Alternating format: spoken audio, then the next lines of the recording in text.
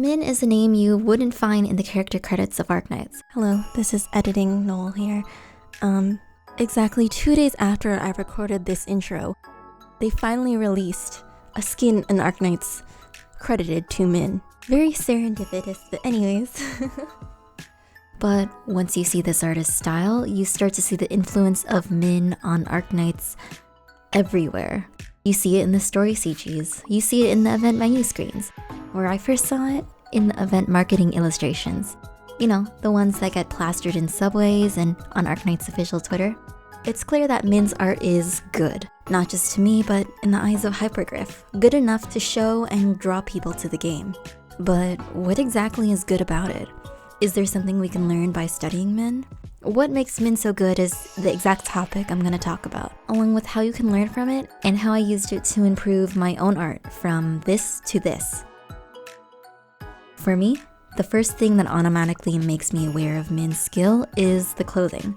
Specifically, the way the clothing folds are painted and emphasized in Min's paintings. The line art is a key part of how to identify Min's art.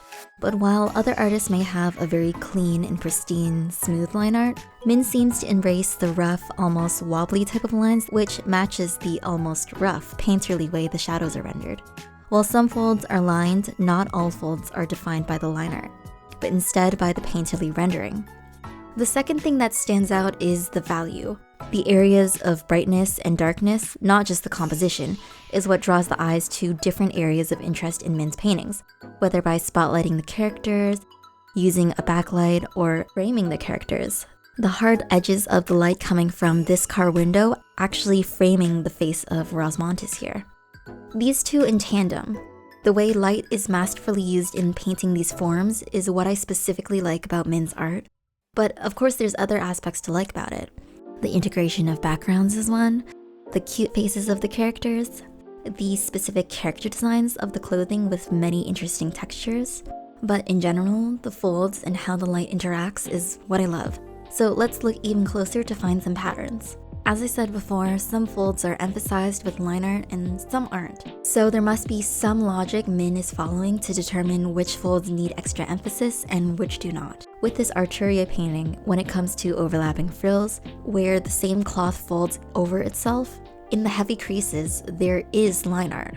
When it comes to these light creases, where not much of the fabric folds in on itself, it's just painted on. Something very skilled about Min's art is the crease or fold distribution, or the rhythm of where and how it's rendered. While with some artists, the folds and creases placed everywhere are a stylistic choice, Min has a really good sense of negative space when deciding where the creases are placed or emphasized. To make the distinction between folds needed to enhance the 3D form versus folds only rendered to enhance the rhythm, I'm going to make the distinction between the two as heavy versus light folds. In general, where the heavy folds are placed are pretty much unavoidable.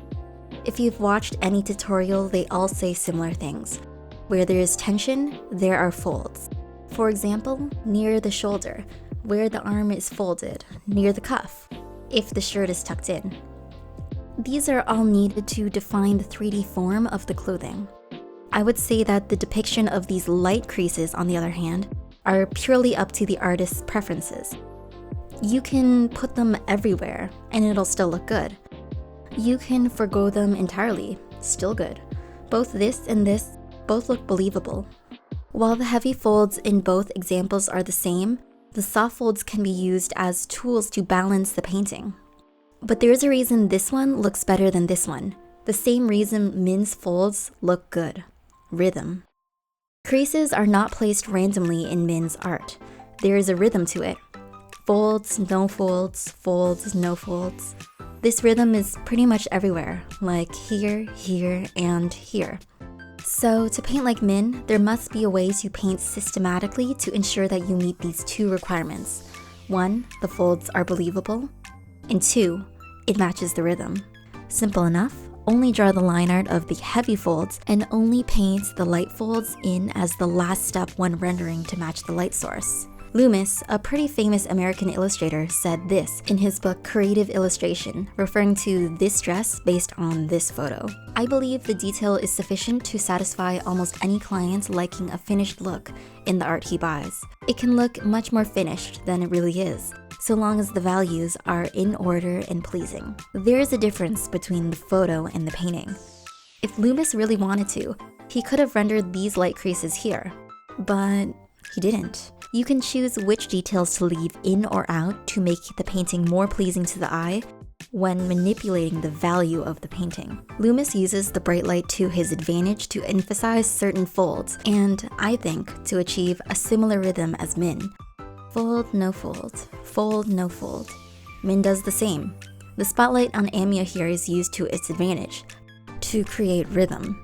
A bright light is an easy way to create rhythm because it creates a way to define the folds with a harsher shadow, compared to if the subject is in a diffused light. You can do it with a bright backlight too. You just need to make sure that there's some different sources of light to help you define the shadows, like bounce light. So the unofficial rules of Min's art are: start with the heavy folds first, the ones that are unavoidable. Then add rhythm when rendering the soft folds to create the fold-no-fold rhythm. And when planning the painting, make sure that there's some kind of intense light. A spotlight is better for harsher shadows, but if most of the subject is in shadow, like with a backlight, define the folds with the bounce light around the character. So let's try it. Everything starts with a sketch. Since I'm studying the folds, I place the figure as the central focus. I wasn't sure at this point if I was going to make a background, but the main goal at least was to make sure the composition looks balanced. Pepe's the character I'm drawing, by the way.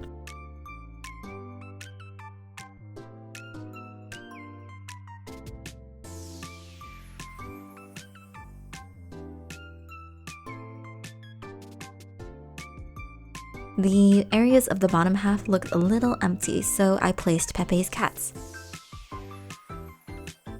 At first, I purposely tried to avoid drawing any folds in the clothing, just focusing on the space it occupies by itself. This was because I wanted to place all the folds on another layer, this time in blue.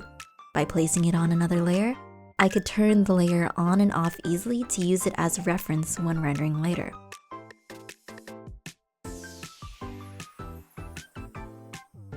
In red, I circled the places I wanted to leave without any folds to keep the rhythm in my own painting. I know a lot of artists do a color study before starting just to get a feel of the completed image. Here I used vivid light on a normal layer. This was a complete waste of time. Do not do this. If you're like me, I am too indecisive to follow through, and if I commit too early on a color scheme, I end up with something completely different anyways because I always tweak stuff and adjust little things until it's worse than I started. On another layer on top, I do the initial line art.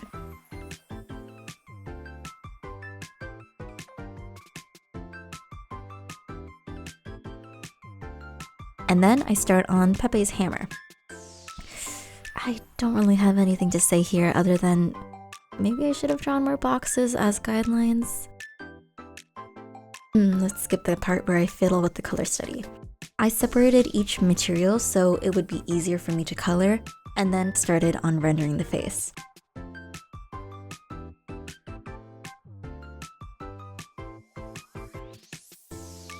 Once you start rendering, the light direction and intensity is set in stone. So in this case, coming from our right.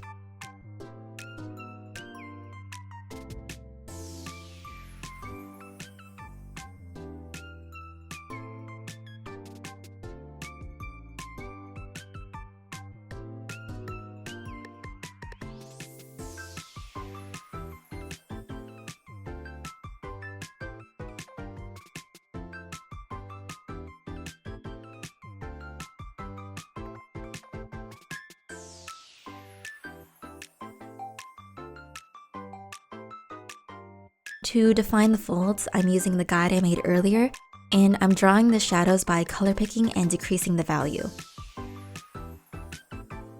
And then I fill in the rest of the details.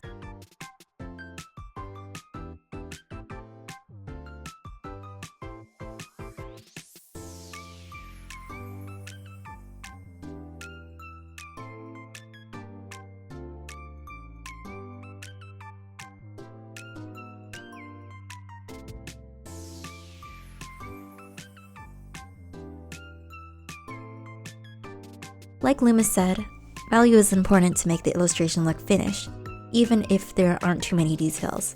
So I adjusted certain parts, like the cat's head to be darker to separate it from the fabric behind it.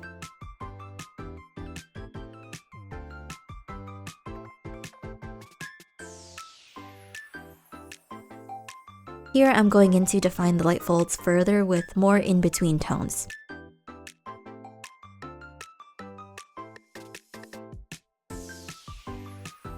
After finishing the rest of the base colors, I get started with the hammer.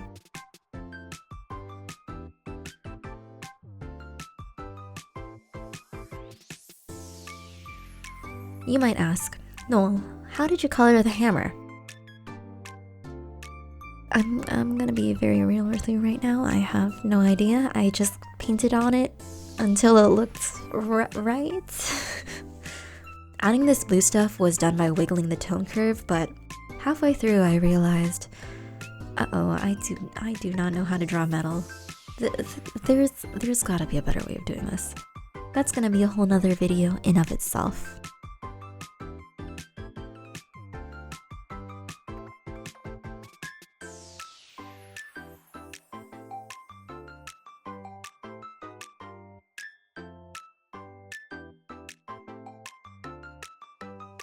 After adding an outline and experimenting with the background, I get to the thick painting and smoothing out everything.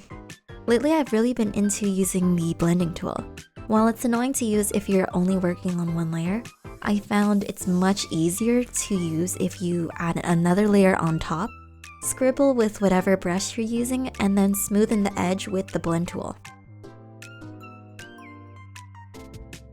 I use Add Glow to adjust the values again, making the skin in the sun a bit brighter to match the rest of the image. But then I realized the problem.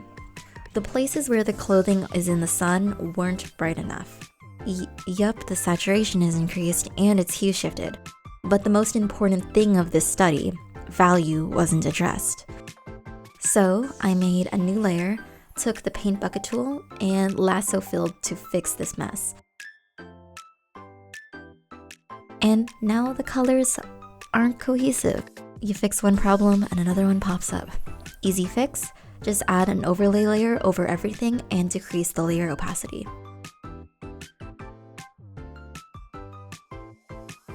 Back to rendering.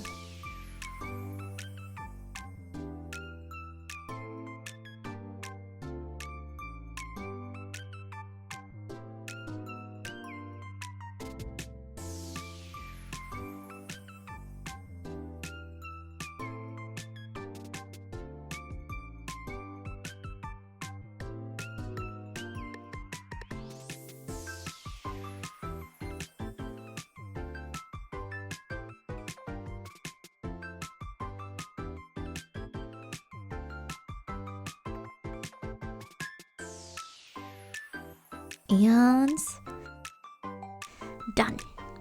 Back to the topic of hard and soft folds. It's a bit hard to distinguish since I didn't differentiate the hard creases with line art like Min.